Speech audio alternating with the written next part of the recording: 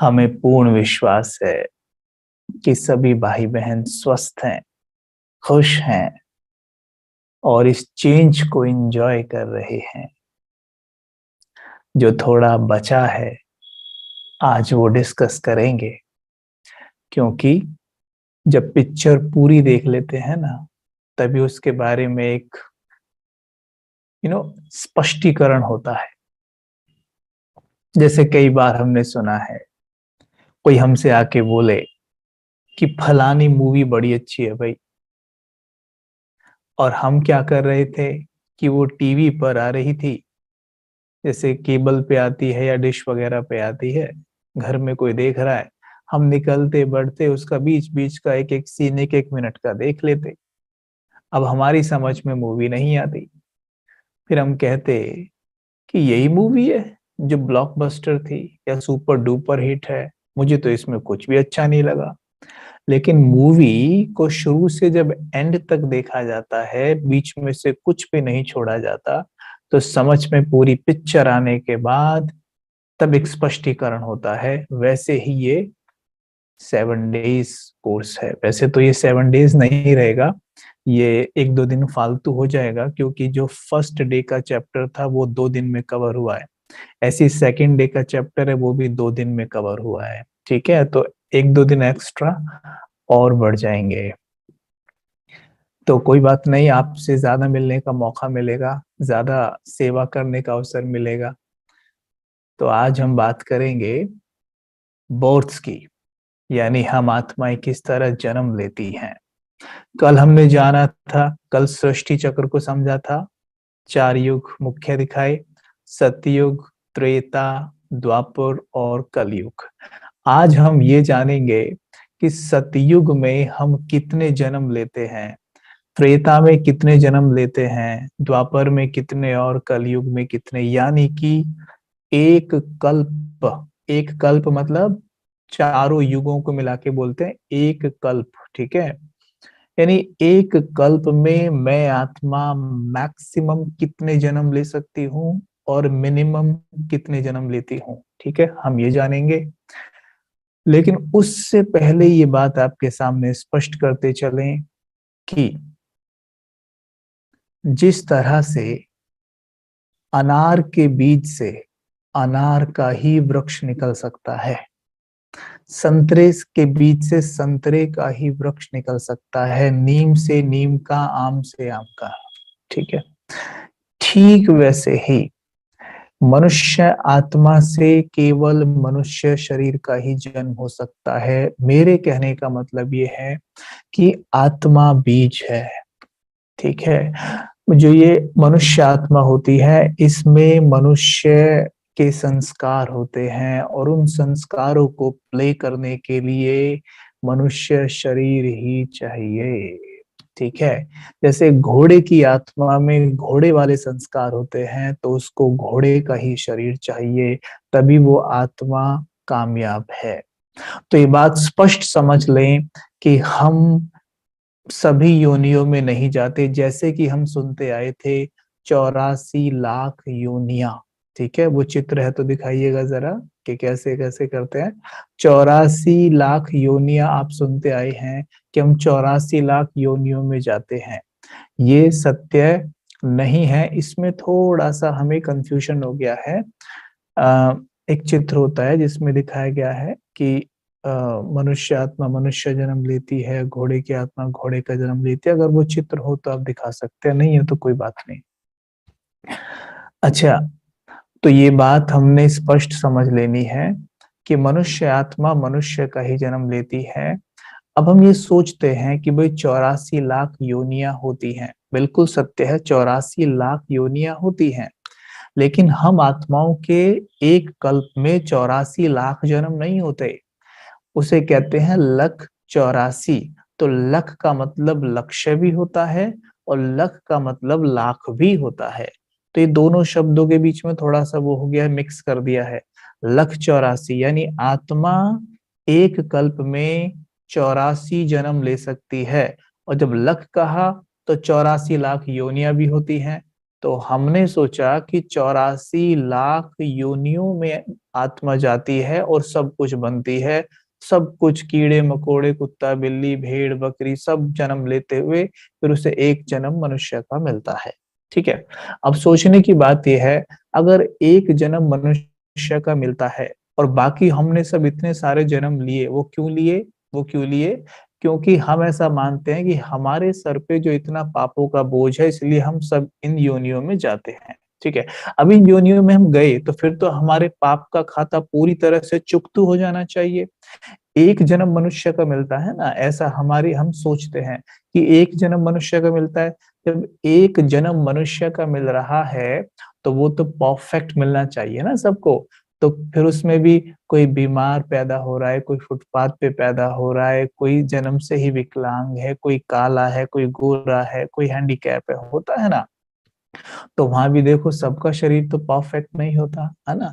तो ये बात ध्यान देंगे कि मनुष्य आत्मा हर जन्म में मनुष्य का ही शरीर लेती है, आइदर पुरुष और स्त्री, यानी या तो वो पुरुष बन सकती है या स्त्री, लेकिन इसके अलावा कोई और योनि में वो नहीं जा सकती है। ठीक है, ये बात स्पष्ट हो।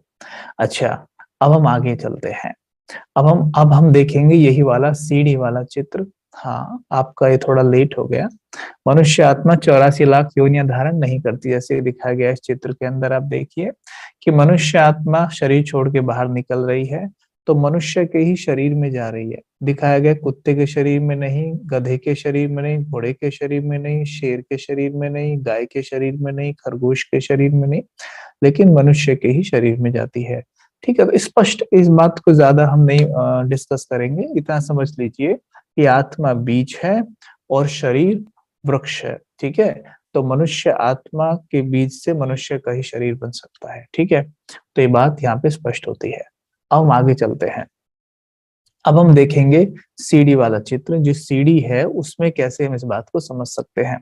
सीढ़ी में देखिए कि शुरू में दिखाया गया है सतयुग, है ना। कल हमने हमने कई दिन से हम ये डिस्कस कर रहे हैं, हम ये बातें कर रहे हैं कि हम आत्माओं का जो घर है वो है परम धाम, यानी हम परम धाम में रहते हैं। परम धाम कहाँ पर है? ऊपर। ठीक है, यानी सबसे पहला लोक जिसको कहते हैं परलोक परम धाम, उसके बाद सूक्ष्म लोक और फिर ये स्थूल वतन जहां पर अभी हम पार्ट बजा रहे हैं।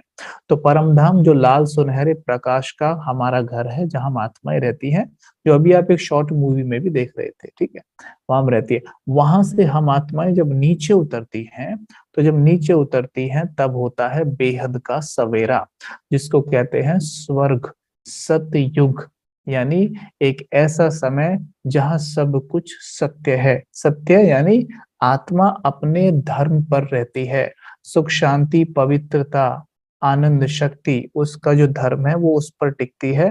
अपने आप को आत्मा शरीर नहीं समझती, जैसे अभी हम कैसे अपने आप को शरीर समझ के जीते हैं। तो ये सत्यता नहीं है, ये झूठ है। कहते हैं सबसे बड़ा सत्य है स्वयं को आत्मा मानना, और सबसे बड़ा झूठ है स्वयं को शरीर मान के जीना, और इसी कारण हम दुखी हुए हैं। तो सतयुग की बात कर रहे थे। तो सतयुग में आप देखिए क्या होता है। सतयुग की आयु 1250 वर्ष है। ठीक है, यहाँ पर हम होते हैं सूर्यवंशी। ठीक है, आत्मा की बैटरी फुल चार्ज रहती है, फुल एकदम। ठीक है, तो फुल चार्ज रहने के कारण उसकी तुलना की गई है सूर्य से। ठीक है, जैसे सूर्य घटता बढ़ता नहीं है ना, एकदम फुल रहता है, तो उसकी तुलना की है सूर्य से। इसलिए वहां पर सतयुग में हम आत्माएं हैं सूर्यवंशी। ठीक है, वहां धर्म है आदि सनातन देवी देवता धर्म, यानी देवी देवता घराना है, लिखा हुआ है, आप पढ़ भी सकते हैं। सर्वगुण संपन्न देवताओं की महिमा है। सूर्यवंशी दैवी कुल 16 कला संपूर्ण, सर्व 16 कला सर्वगुण संपन्न संपूर्ण निर्विकारी। ठीक है, संपूर्ण निर्विकारी मतलब निर्विकारी मतलब कोई विकार नाम मात्र भी नहीं होगा, यानी काम क्रोध मोह लोभ अहंकार नाम मात्र को भी नहीं होगा। मर्यादा पुरुषोत्तम, पुरुषोत्तम, पुरुष कहते हैं आत्मा को, यानी एकदम आत्मा उत्तम होगी। ठीक है, और परम अहिंसक, परम अहिंसक का मतलब है वो तनिक भी हिंसा नहीं करेगी, तनिक भी। जैसे अभी हम कितनी हिंसा करते हैं, काम विकार के द्वारा, क्रोध के द्वारा, लोभ के द्वारा, मोह के द्वारा, वह आत्मा तनिक भी ये नहीं करेगी। तो स्पष्ट हो कि वहां पर सभी देवता होंगे और वहां पर आत्मा सतयुग में 8 जन्म लेगी। ठीक है, 8 जन्म लेगी 1250 वर्ष के अंदर। तो एवरेज मान सकते हैं हमारी आयु शरीर की वहां पर होगी 150 वर्ष। ठीक है, सतयुग की पॉपुलेशन होती है 9 लाख, यानी जब सतयुग शुरू होता है तो सतयुग की पॉपुलेशन होती है 9 लाख। और जब सतयुग एंड पे आता है, सतयुग खत्म होने वाला होता है, तब तक हो जाती है 2 करोड़। ठीक है, आई होप ये आपको स्पष्ट हो गया होगा। 9 लाख से शुरू हो रही है, 2 करोड़ पे खत्म हो रही है। वहां पे सतयुग में जो फर्स्ट प्रिंस हैं वो है श्री कृष्ण, और फर्स्ट प्रिंसेस हैं श्री राधे। ठीक है, जब श्री कृष्ण और श्री राधे का विवाह होता है, तब विवाह के पश्चात उनके नाम बदल जाते हैं, उनके नाम पड़ जाते हैं श्री लक्ष्मी और श्री नारायण। ठीक है, यहाँ है ये सतयुग की बात।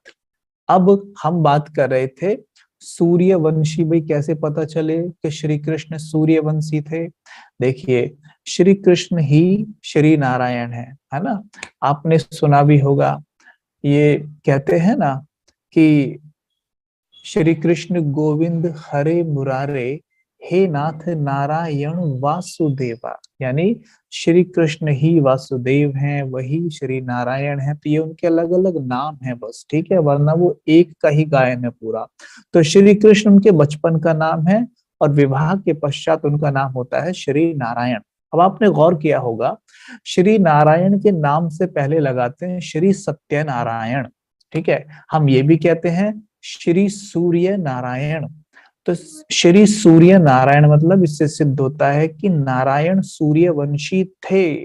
श्री सत्यनारायण मतलब वो सतयुग में थे। तो बात सिद्ध हो गई कि श्री कृष्ण सतयुग में थे और श्री राधे भी। ठीक है, उसके बाद सतयुग के बाद आता है त्रेता युग।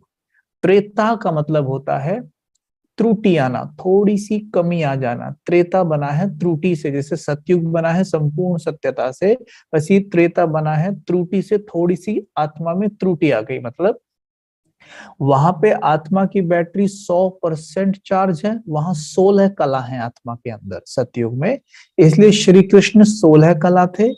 और अभी हम त्रेता में जब बात करेंगे वो आगे करेंगे, लेकिन हम सभी जानते हैं कि श्री कृष्ण 16 कला थे। इसलिए सभी देवताओं में देखा जाए तो सबसे ज्यादा पूजा भक्ति होती है श्री कृष्ण की, क्योंकि उनकी कलाएं सबसे ज्यादा थी। फिर जब हम त्रेता युग में पहुंचे तो थोड़ी त्रुटि, त्रुटि मतलब थोड़ी कमी आ जाती है। क्यों? क्योंकि पार्ट बजाते बजाते आत्मा की बैटरी कम होती जा रही है। वहां पे थी 100%, अब यहाँ पे रह जाती है 90%। वहां थी 16 कलाएं, यहाँ रह गई 14 कलाएं। ठीक है, अभी आप ध्यान रखिएगा, चाहे तो नोट करिए डायरी में। वहां है सूर्यवंशी और यहाँ है हम चंद्रवंशी। अब ठीक है, चंद्रवंशी। वहां है देवता घराना, दिखाया था ना स्वास्तिक में ऐसे हाथ है दे रहे हैं, और फिर दिखाया था त्रेता में हाथ ऐसे लटक गया, देना बंद। यानी देवता, देवता मतलब देने वाले, और त्रेता में क्षत्रिय यानी देना बंद, यानी मेहनत थोड़ी आ गई है। ठीक है, हाथ नीचे आ गया। तो त्रेता में है क्षत्रिय, क्षत्रिय कुल, वहां क्या था? देवता कुल। ठीक है, अब वहां कितने जन्म थे? 8 जन्म। ओके, लेकिन यहाँ कितने जन्म है? 12 जन्म। क्यों? क्योंकि आत्मा की कला कम होने के कारण, वहां 16 कला थी और यहाँ 14 कला। कला कम होने के कारण हमारी उम्र भी कम हो जाती है, और उम्र कम होने के कारण जन्म ज्यादा होते हैं। तो इसलिए वहां पे थे 8 जन्म सतयुग में, और त्रेता में उतने ही समय के बीच में यानी 1250 वर्ष के अंदर आत्मा लेती है 12 जन्म। ठीक है, अब आगे बात करें। यहां पर होंगे श्री राम, श्री सीता का राज्य होगा। ठीक है, वहां पर श्री नारायण और श्री लक्ष्मी जी हैं, और यहाँ पर श्री राम और श्री सीता जी होंगे। ओके, अब यहाँ पे देखिएगा, इसका प्रमाण ये है कि श्री राम चंद्रवंशी थे। श्री राम के नाम के पीछे लगता है चंद्र।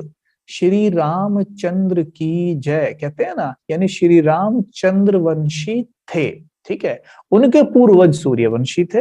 वैसे हमने रामायण में भी देखा है ना, उनके पूर्वज सूर्यवंशी थे, लेकिन वो चंद्रवंशी थे। पूर्वज है ना, अभी श्री नारायण उनके पूर्वज होके गए हैं, लेकिन अभी त्रेता युग आ गया है और अभी वो श्री राम और सीता है, अभी चंद्रवंशी होगी, क्योंकि कला 14 रह गई है। ठीक है, आप देखिए ऊपर सतयुग की तरफ देखिएगा, वहां पे आत्मा 8 जन्म लेती है।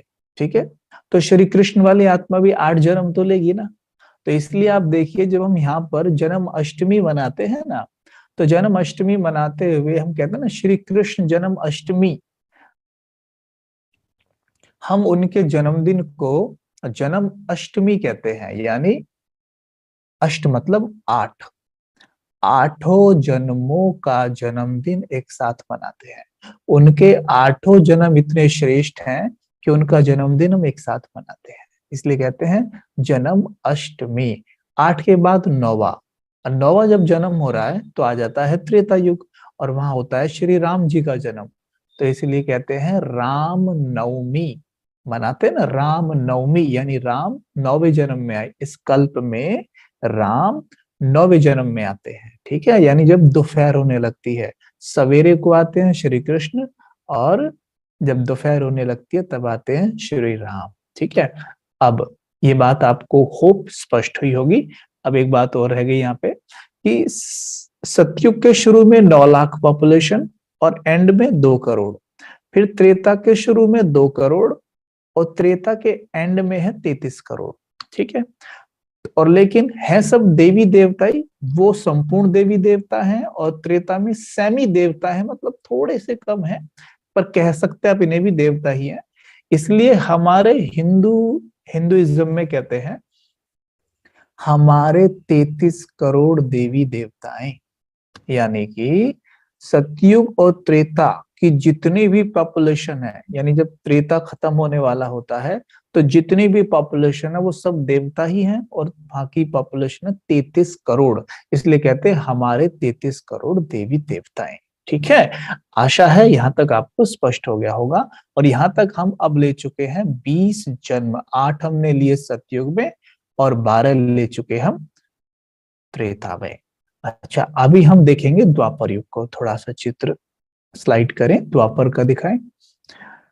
तो अब आता है द्वापर युग। कल हमने देखा था ना द्वापर युग के बारे में कि हम वहां पे बैटरीज हमारी डिप्लीट होने लग गई, 50% रह गई, 50% रहने के कारण हमने चार्जर ढूंढने शुरू किए, तो चार्जर हमें नहीं मिला, हमें बैटरी बैकअप्स मिले। वो कल बात की थी ना कि द्वापर, दुआपर यानी 2 पुर बन जाना, द्वापर यानी 2 पुर बनना। कैसे 2 पुर का क्या अर्थ है वो भी देखेंगे हम अभी। तो जैसे ही द्वापर आया, तो द्वापर युग आते ही हम आत्माओं की बैटरी रह जाती है 50%। कल भी बात की थी 50%, यानी सतयुग में थी 16 कला और द्वापर में रह गई 8 कला, यानी एकदम आधी। ठीक है, द्वापर यानी 2 पुर मतलब अब हम यहाँ क्या है, अपने आप को ना बॉडी भी समझने लग गए हैं। पूरी तरह बॉडी कॉन्शियसनेस में नहीं आए हैं, लेकिन अब 50-50 वाला हाल हो गया है। कभी सोल कॉन्शियस रहते हैं, कभी बॉडी कॉन्शियस हो जाते हैं। सतयुग में क्या था, कंप्लीटली सोल कॉन्शियस थे, तो वहां हम सुख शांति प्रेम आनंद बाहर नहीं खोजते थे। हमें पता था कि ये मुझ में अंदर ही है। हम आत्मा ही जानती थी कि सुख शांति प्रेम मेरे अंदर ही भरा पड़ा है और मैं उसी का आनंद लेती थी। ठीक है, लेकिन द्वापर में मैंने क्या किया, कभी तो शरीर में सुख, शरीर में आनंद खोजने की कोशिश करती, और कभी मुझे याद रहता कि मैं ये हूं, तो 2 पुर बन गई। ठीक है, द्वापर। अब धीरे धीरे धीरे धीरे क्या होता जा रहा है, आत्मा की बैटरी कम होती जा रही है। अब अगर द्वापर युग में आप देखें, थोड़ा द्वापर का जो चित्र है थोड़ा सा नीचे करिए जरा, तो जो द्वापर के शुरू में आप देखेंगे, द्वापर में शुरू होती है भक्ति, है ना। द्वापर में शुरू होती है भक्ति। कल के चित्र में तो हम आपको नहीं बता पाए थे कुछ भी, के जो हिंदू हैं वो क्या कर रहे हैं, बाकी धर्मों के बारे में तो बता दिया, लेकिन हिंदू क्या कर रहे हैं वो स्पष्ट नहीं किया था हमने, तो आज वो स्पष्ट करेंगे कि द्वापर में हिंदू क्या कर रहे हैं। अब हिंदू हैं कौन, पहले तो ये देख लेते हैं कि जो देवी देवता थे सतयुग और त्रेता में, उनकी बैटरी 50% रह जाने के कारण, यानी उनकी कलाएं 8 रह जाने के कारण, अब वो स्वयं को देवी देवता नहीं समझ पाते हैं या स्वीकार नहीं कर पाते हैं उनका माइंड कि हम देवी देवता हैं, तो वो स्वयं को कहने लगते हैं हिंदू। ठीक है, तो इसीलिए हिंदू धर्म का स्थापक कौन है कोई बता ही नहीं सकता है। ठीक है, क्योंकि हिंदू धर्म नहीं, हिंदू एक्चुअल में जो देवी देवता थे वही स्वयं को हिंदू कह रहे हैं। इन देवी देवताओं में से ही देखो, इन 33 करोड़ देवी देवताओं में से कल हमने देखा था कि कुछ तो इस्लामीज, कुछ बौद्धि, कुछ क्रिश्चियंस, है ना, इस तरीके से बट गए। लेकिन जो बचे, मानो इन 33 करोड़ में से 1-1 करोड़ निकल गए मान लो, चलो, लेकिन 30 करोड़ तो अभी भी हिंदू बचे हुए हैं ना, है ना। तो ये जो है ये अपने आप को हिंदू कहते हैं। अब क्या करते हैं ये, द्वापर के शुरू में ये भक्ति शुरू करते हैं, इन्हें उनकी याद आती है जिन्होंने इनको कभी वैसा बनाया था। कैसा, जैसे ऊपर थे ये कैसे थे, श्री कृष्ण कैसे थे, श्री राम कैसे थे, अब इन्हें उनकी याद आ रही है कि भाई देखो हम कैसे, किसने हमें ऐसा बनाया था। तो परमात्मा की इन्हें याद आनी शुरू होती है, और तभी परमात्मा पिता की भक्ति शुरू करते हैं। मंदिर बनता है सबसे पहले सोमनाथ का मंदिर, राजा विक्रमादित्य के द्वारा, जहाँ पे शिवलिंग स्थापित की जाती है और उसकी भक्ति शुरू होती है। ठीक है, लेकिन धीरे धीरे क्या होता है, जैसे समय बीतता जा रहा है, हमारा देह भान बढ़ता जा रहा है, मतलब आत्मा की बैटरी कम होती जा रही है, और हम क्या समझते जा रहे हैं स्वयं को धीरे धीरे अब बॉडी। तो बॉडी समझने के कारण क्या हो रहा है कि हम परमात्मा के निराकार रूप से जुड़ने में थोड़ा मुश्किल हो रहा है हमें। तो हम क्या सोचते हैं कि परमात्मा हमारे जैसे ही हो। और दूसरी बात, एक बात और स्पष्ट करें आपके सामने, कि जो ज्ञान परमात्मा संगम युग में देते हैं, यानी कल्प के अंत संगम युग में देते हैं, जैसे कल हमने बात की थी ना कि कलयुग से सतयुग, है ना, हमने स्पष्ट किया था, फिर से याद दिला दें कि द्वापर युग में ये ज्ञान नहीं दिया जा सकता। अगर दिया गया होता तो परमात्मा के वो महावाक्य, यदा यदा ही धर्मस्य ग्लानिर्भवति भारत, है, तो देखिए कैसे होगा। तो वो कहते हैं कि मैं अधर्म की सॉरी, यदा यदा ही धर्मस्य ग्लानिर्भवति भारत है, तो परमात्मा क्यों आते हैं, सत्य धर्म की स्थापना करने और अधर्म का विनाश कराने आते हैं। अब अधर्म का मान लेते हैं कि द्वापर युग में उन्होंने विनाश करा दिया, हमने जो महाभारत देखा है भाई हम मानते हैं द्वापर युग में हुआ, तो उन्होंने करा दिया, लेकिन सत्य धर्म की स्थापना तो नहीं हुई। ठीक है, तो परमात्मा के आने का वहां कोई अर्थ ही नहीं बन रहा है फिर। तो परमात्मा क्या झूठे हैं, ऑफ कोर्स नॉट, परमात्मा तो झूठे नहीं हो सकते। तो परमात्मा की एक कही हुई बात झूठ साबित हो रही है फिर तो, इसका मतलब परमात्मा द्वापर युग में नहीं आए हैं। और यहाँ हमने देख ही लिया चित्र में कि श्री कृष्ण तो सतयुग में है। ठीक है, तो द्वापर में तो श्री कृष्ण है नहीं, तो फिर श्री कृष्ण को क्यों कहते हैं कि वो द्वापर में थे, ये बात हम देखेंगे अभी। कि जब ज्ञान परमात्मा शिव ने संगम युग में दिया, इस लाइन को स्पष्ट समझना बिल्कुल। ठीक है, जब परमात्मा शिव ने संगम युग में ये ज्ञान दिया, अब ये तो एक चक्र है ना, ऐसे ही ये चक्र है ना, कल समझा था कि देखो सतयुग त्रेता द्वापर कलयुग, फिर सतयुग त्रेता द्वापर कलयुग, ये तो घूम ही रहा है ना। तो जो आत्माएं संगम युग में ये ज्ञान ले रही हैं, वो उनके अवचेतन से, है ना, अचेतन यानी सबकॉन्शियस से अनकॉन्शियस माइंड में चला जाएगा, मतलब वो सुषुप्त हो जाएगा, लेकिन कभी तो जागेगा ना। तो जब ये साइकिल ऐसे घूमती रहेगी, तो जब वो द्वापर युग में पहुंचेंगी, वही आत्माएं जिन्होंने संगम युग में ज्ञान दिया है, देखो संगम से वो सतयुग में जाएंगी, सतयुग से त्रेता, और फिर द्वापर युग में आएंगी। तो तब वो भक्ति पूजा अर्चना जब अपनी शुरू करती हैं, जब संन्यास धर्म एक बनता है, जब भक्ति पूजा अर्चना शुरू होती है, तो इनमें से ही कुछ आत्माओं को ये ज्ञान याद आने लगता है कि परमात्मा ने संगम युग में ये ज्ञान दिया था। ठीक है, तो वो क्या करते हैं, फिर इस ज्ञान को लिखना शुरू करते हैं, इस ज्ञान को लिखते हैं। और जब लिखते हैं तो क्या करते हैं, कौन श्रेष्ठ होके गया, जब वो लिख रहे हैं, देखो शास्त्र जब आप पढ़ेंगे या देखेंगे या सुनेंगे उनके बारे में, तो आपको एक बात स्पष्ट हो जाएगी कि शास्त्रों में चारों युगों की कहानी पूरी मिक्स की गई है। जैसे शास्त्रों में कहानी तो कलयुग और द्वापर की ली गई है, यानी वही अधर्म का वो हो रहा है, अधर्म चरम पे जा रहा है, फिर कोई अवतार आ रहा है, ये सब कर रहा है, वो सारी कहानी द्वापर और कलयुग की है। लेकिन जो उसमें नाम यूज किए गए हैं वो सतयुग और त्रेता युग के किए गए हैं, क्योंकि वही श्रेष्ठ होके गए थे। तो जब वो लिख रहे हैं ना इन बातों को, तो वो क्या कर रहे हैं कि ये तो हमारे लिए मुश्किल हो रहा है ना निराकार से जोड़ना, तो वो देखते हैं कि श्री कृष्ण श्रेष्ठ से श्रेष्ठ होके गए हैं सतयुग में, तो वो श्री कृष्ण का ही नाम डाल देते हैं वहां पर। वो क्यों ऐसा कर रहे थे?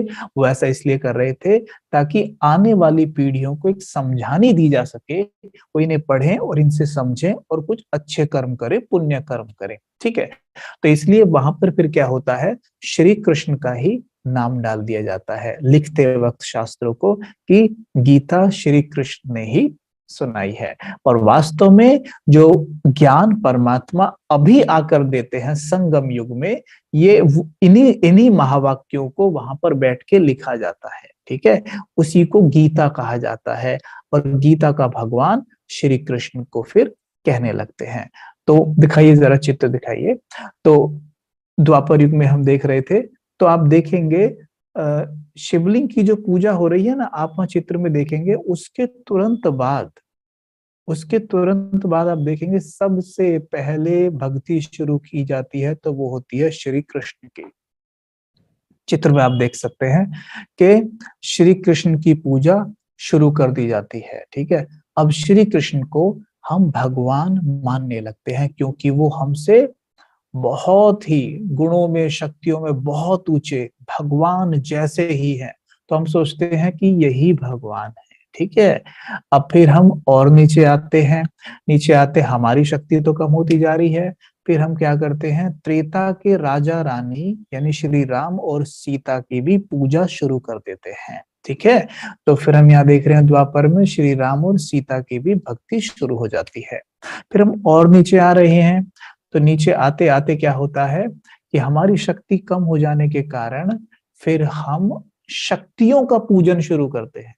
अब जैसे आप देखेंगे हनुमान जी, श्री गणेश, इनकी हम पूजा कर रहे हैं। अब आप देखेंगे ऐसे देवी देवताएं जिनका रूप थोड़ा सा अलग लगता है, थोड़ा अजीब सा भी दिखता है, जैसे गणेश जी हैं। ठीक है, उनको उनका चेहरा कैसा है, जैसे एलिफेंट का होता है, मतलब उनको सूंड है, कान है, ये सब है ना। हनुमान जी को देखेंगे, है ना, जैसे कि पूंछ है, ये सब है। हम सोचते हैं भाई ऐसे देवी देवता, मतलब ऐसा कोई मनुष्य तो हमने कभी नहीं देखा है। तो मतलब ऐसे देवी देवता क्या हुए होंगे सचमुच, या इनका कोई मतलब है? इनके पीछे कोई आध्यात्मिक रहस्य है, इनके पीछे गहरा आध्यात्मिक रहस्य है, ये शक्तियों को डिपिक्ट करते हैं। ठीक है, अब क्या है, जैसे हम बात करें, अगर श्री गणेश जी की बात करें, तो श्री गणेश जी की आपने कहानी तो सुनी ही होगी कि श्री गणेश जी मतलब पार्वती जी स्नान कर रही थी, उन्होंने अपने मैल से जो नहाते हुए मिट्टी निकली उससे बच्चा एक मतलब बनाया गणेश जी, और उनको रखवाली के लिए खड़ा कर दिया कि कोई अंदर ना आए। वहां पर फिर शंकर जी तपस्या करके लौटते हैं, तो ये बच्चा उनको अंदर नहीं जाने देता, ये बच्चा उनको बाहर ही रोक लेता है। अब शंकर जी को बहुत गुस्सा आता है, और वो गुस्से में क्या करते हैं, उसकी गर्दन काट देते हैं। ठीक है, अब गर्दन काटने के बाद क्या होता है, पार्वती जी बाहर आती हैं, वो रोती हैं, कहती है कि हाय मेरा बच्चा, आपने ये क्या कर दिया, मेरे बच्चा को जीवित करो, मेरे बच्चे को जीवित करो। ठीक है, अब वो क्या करते हैं भाई, वो क्या अपने उनको भेजते हैं गणों को, भाई जाके देखो कि अभी किसी ने किसी माँ ने बच्चे को जन्म दिया हो, और तो उसकी आप गर्दन काट के ले आओ, हम गर्दन इस पे चिपका देंगे, है ना, ये ठीक हो जाएगा। और वो ऐसा करते हैं, और वो लाके एक हाथी के बच्चे, हथनी के बच्चे, मतलब हाथी के बच्चे की गर्दन लेके आते हैं, उसको रख देते हैं, और वो ठीक हो जाता है। हम कहते हैं भाई वाह, बहुत बढ़िया बहुत बढ़िया। लेकिन हम कभी सोचते नहीं है, अगर ये कहानी बिल्कुल सच्ची है, तो पहली बात कि शंकर जी अगर गर्दन लगा ही सकते थे, तो जो गर्दन उन्होंने काटी थी, तो उसी गर्दन को उन्होंने क्यों नहीं लगा दिया, किसी और बच्चे की बेचारी और किसी की माँ के बच्चे को क्यों मरवाया? ठीक है, ये हम नहीं सोचते। दूसरा ये भी हमें पता चल गया, शिव और शंकर अलग अलग, शंकर देवता रूप है। ठीक है, पहले तुम यही मानते थे ना, शंकर ही शिव जी हैं और वही परमात्मा है। अब सोचने की बात यह है कि अगर परमात्मा को गुस्सा आए तो फिर कैसे चलेगा? परमात्मा को भी गुस्सा आता है क्या? वो भी इतना हद तक कि गर्दन ही काट दे बच्चे की? असंभव। ये तो अहंकार का बहुत बड़ा वो है ना? तो परमात्मा में इतना अहंकार होता है क्या? असंभव। तो जब परमात्मा में ये अहंकार है तो फिर हमारा क्या हाल होगा? ठीक है। तो ये बात सोचने की है, लेकिन हम सोचते नहीं है। बस जैसा किसी ने सुना दिया, हमने सुन लिया। जैसे उस दिन हमने बिलीफ सिस्टम्स की बात की थी ना, कि भाई किसी ने बोला हाथी, जैसे वो सूरदास की कहानी नहीं सुनाई थी कि उन्होंने कहा हाथी तो दीवार जैसा होता है, हाथी ऐसा होता है। तो जैसा जिसने बोला हमने मान लिया, क्योंकि हमारा भी ज्ञान का नेत्र बंद था। जो जैसा बोल रहा है मानते जा रहे हैं। लेकिन अभी सोचने की बात है, हर पॉइंट पे चिंतन करना चाहिए कि भाई ऐसा संभव है क्या?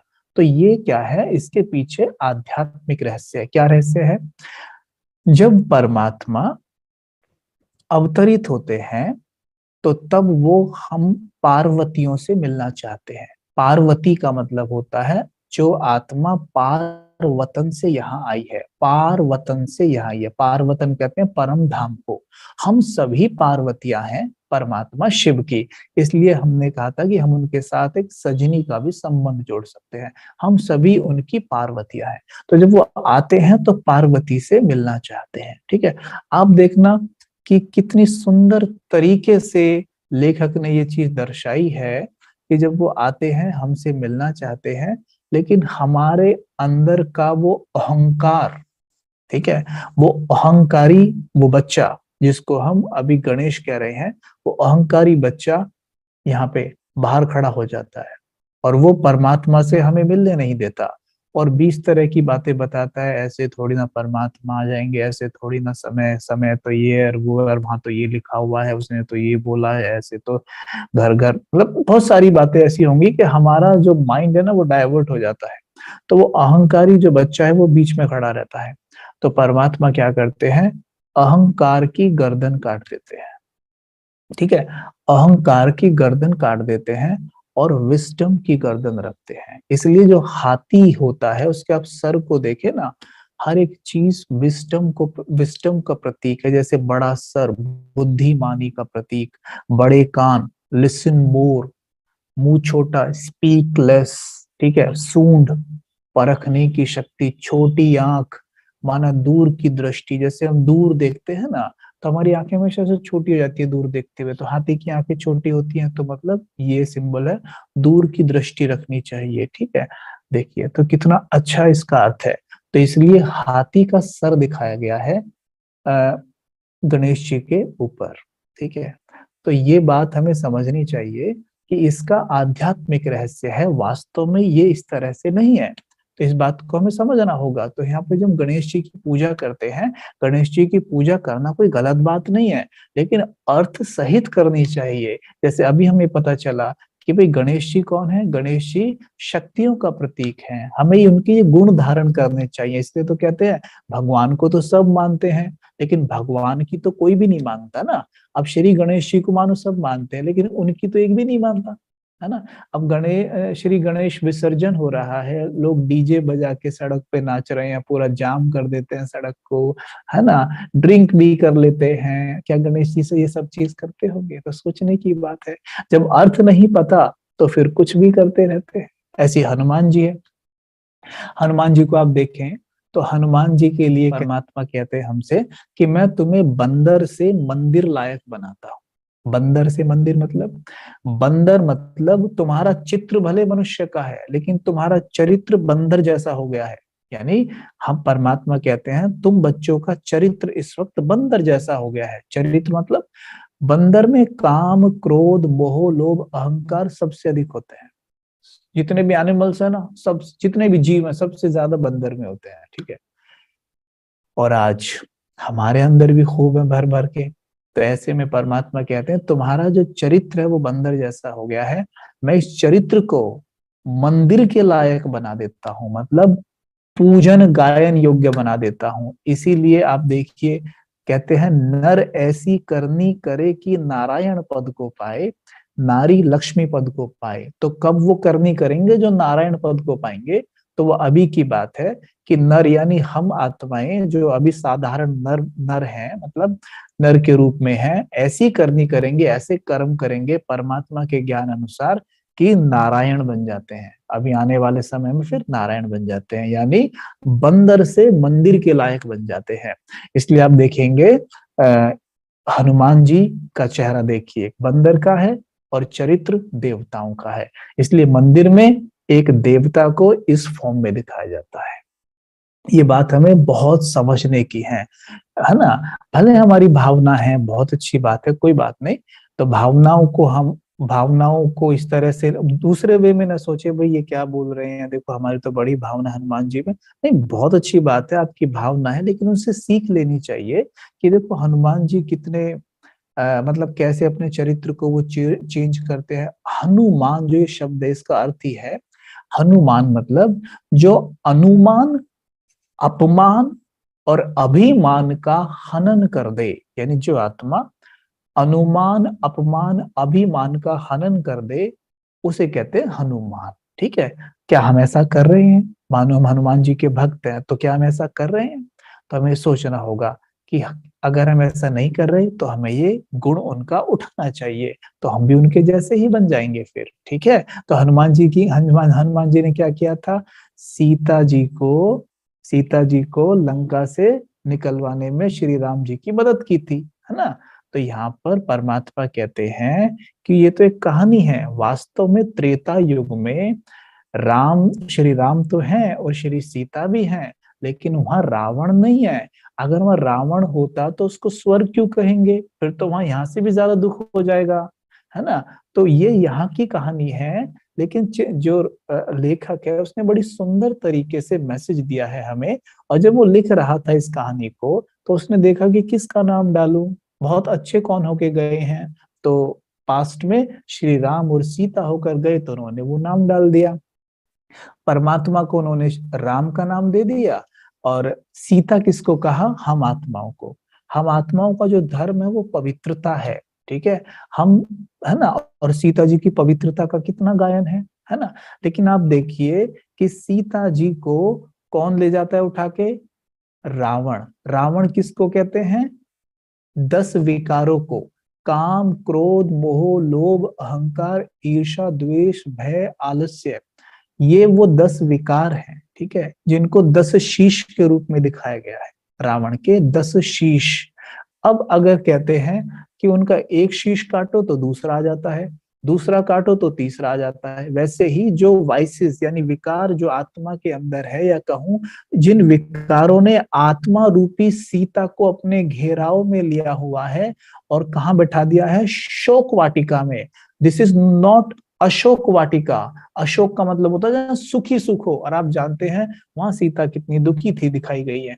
तो अशोक में शोक वाटिका है, दुख की वाटिका है, उसे वह बिठा दिया गया है। ठीक है, किसने बिठाया है? काम, क्रोध, मोह, लोभ, अहंकार, मतलब ये जो 10 विकार हैं, ये इसको कहते हैं रावण। यानी 10 विकारों को अगर एक ही नाम देना हो तो आप कह सकते हैं रावण। ठीक है, तो उस रावण ने इस आत्मा रूपी सीता को घेर लिया है, पकड़ लिया है। तब हनुमान मदद करता है। हनुमान मतलब जब हम अपने ही ये बंदर वाले चरित्र को छोड़कर देवताओं वाले चरित्र को पकड़ते हैं, धारण करते हैं, तो सीता रावण की कैद से छूट जाती है और रावण का वध हो जाता है। तो ये वहां की जो ये कहानी है जो इस तरह से दिखाई गई है, इसका बड़ा गहरा अर्थ है। लेकिन अगर हम समझे तो जीवन बदल डालें, और केवल पढ़े और तालियां बजाए और रोए और हंसे उस कहानी के साथ, तो वो तो हम बहुत समय से करते ही आ रहे हैं। ठीक है, तो एक, मान लो, मैं पहले भी कई बार बोल चुका हूं और आज फिर बोलूंगा, मान लो हमें ऐसा लगे भाई नहीं ये सच नहीं है, पता नहीं, तो हम एक ही बात आपको बोलेंगे, सपोज। सपोज करो कि ये सच है। ठीक है, सपोज करो ये सच है। जैसे मैथ्स की इक्वेशन को सोल्व किया जाता है, सपोज करके ही करते हैं ना, suppose x is equal to this, और फिर आंसर निकल आता है। आंसर नहीं निकलता तो हमारा सपोज गलत है। तो वैसे ही ये सपोज करो ये सच है, और ईमानदारी से सपोज करना, उसमें फिर ये नहीं होना चाहिए। ईमानदारी से सपोज करो कि ये सत्य है, और इसे जीवन में उतार के देखो। केवल 21 डेज ही उतार के देख लो ईमानदारी से, देखो जीवन में क्या चेंजेस आते हैं। अपने आप मान जाओगे, हाँ भाई सच बोल रहे हैं, बिल्कुल सही बात है। ठीक है, तो अपने अनुभव से हम कह रहे हैं ये डेफिनेटली वर्क करेगा। ठीक है, तो हम जो द्वापर युग की बात कर रहे हैं तो इस तरह से भक्ति होती आई। ठीक है, द्वापर युग में हमारी जो कलाएं हैं वो 8 कला रह गई और वहां पे जन्म होते हैं 21, क्योंकि कला कम होने के कारण उम्र बहुत ही कम हो जाती है हमारी। कम उम्र होने के कारण जन्म ज्यादा होते हैं, तो हम ले जाते हैं 21 जन्म। ठीक है, और भक्ति के बारे में तो आप समझ ही गए, और ज्यादा डिटेल करेंगे तो बहुत ज्यादा समय चला जाएगा, 1 घंटे में तो कवर होने की नहीं है, फिर इसलिए कोशिश कर रहे हैं शॉर्ट में बोलने की। फिर हम धीरे धीरे धीरे धीरे कलयुग आ जाता है। ठीक है, तो कलयुग आने पे क्या होता है, कलयुग आने तक हमारी जो आत्मा की बैटरी है वो रह जाती है मुश्किल से, अगर कलयुग के शुरू की बात करें तो 10% या बस इतना समझिए। तो फिर वहां पे हम क्या करते हैं, फिर हम प्रकृति को भगवान मानने लगते हैं, फिर उसकी पूजा करने लगते हैं, फिर हर चीज को भगवान मानने लगते हैं, फिर और नीचे आते हैं। अब तो आप देख ही रहे हैं भक्ति का रूप क्या है ना, चारों तरफ फिर ये सब कुछ हो रहा है, चित्रों में दिखाया जा रहा है, मार पिटाई हो रही है ना, खुलेआम कत्ल हो रहे हैं, ये सब हो रहा है। ठीक है, तो यहाँ पर देखिए एक तरफ हम फिर यहाँ पे आजकल भक्ति भी करते हैं, तो भक्ति करने के बाद क्या करते हैं, जिन देवी देवताओं की मूर्तियों को स्थापित करते हैं घर में, बड़े प्यार से उनकी पूजा आराधना करते हैं, और फिर जाके उन्हें 10 दिन के बाद पानी में डुबो देते हैं, नहीं भी डूबती तो उसके ऊपर खड़े होकर डुबोते हैं। ठीक है, तो ये बहुत ज्यादा सम्माननीय बात नहीं है देवी देवताओं की मूर्तियों को इस तरह से डुबोना भी, लेकिन क्या करें, बुद्धि यानी ज्ञान का नेत्र जब बंद हो जाता है तो हम ये सब कार्य करने लगते हैं, तो भक्ति भी तमो प्रधान होने लगती है, सब कुछ चारों तरफ ये हो रहा है। तब ऐसे में परमात्मा आते हैं। ठीक है, परमात्मा आते हैं कलयुग के अंत में, जो कि कल बताया था।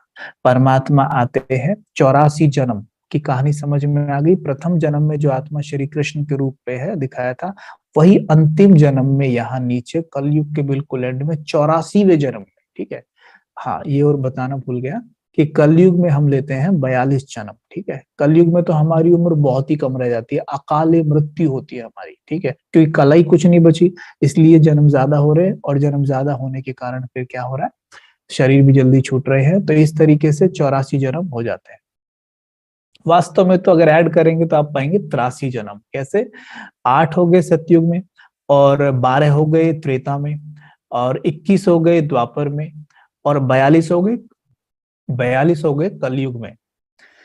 अगर आप इनका टोटल करें तो टोटल करने पर आप पाएंगे कि ये बनता है 83 जन्म। ठीक है, फिर हम 84 क्यों कह रहे हैं, इस बात को समझते हैं कि संगम युग में परमात्मा आते हैं, परमात्मा आके हमें चुनते हैं, हमें ज्ञान देते हैं, और हमारा इसी शरीर में दूसरा जन्म हो जाता है। शरीर यही होगा लेकिन जन्म दूसरा हो जाएगा। कैसे, सतयुग में हम सूर्यवंशी थे, और त्रेता में चंद्रवंशी, द्वापर में वैश्य, कलयुग में शूद्र हो जाती है आत्मा, और संगम पे बनती है ब्राह्मण। ब्राह्मण मतलब जिसका मन पूरे ब्रह्मांड में विचरण कर सके। यहाँ आत्मा की बात चल रही है, शरीर के धर्म की बात नहीं कर रहे हैं। आगे चल के अभी शास्त्र पढ़कर ये सब इधर उधर से ज्ञान लेकर शरीर पर धर्म बना दिए गए, वास्तव में ये आत्मा के धर्म की बात है। ठीक है, ब्राह्मण मतलब जिसका मन पूरे ब्रह्मांड में विचरण कर सके। ठीक है, तो यहाँ पर परमात्मा आते हैं संगम के शुरू यानी कलयुग के अंत में, आकर हमें ये ज्ञान देते हैं, और हमारा इसी शरीर में एक और जन्म हो जाता है।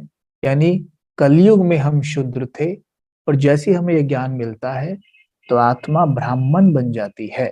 ठीक है, इसलिए कहते हैं ब्रह्मा के कुमार और कुमारी, यानी ब्रह्मा के बच्चे होने के कारण हमें कहते हैं ब्राह्मण। ठीक है, तो यहाँ पर आप स्पष्ट समझ लें कि परमात्मा जब आते हैं तो बताते हैं कि अब इस कलयुग का अंतिम समय है, अब ये कलयुग जाएगा।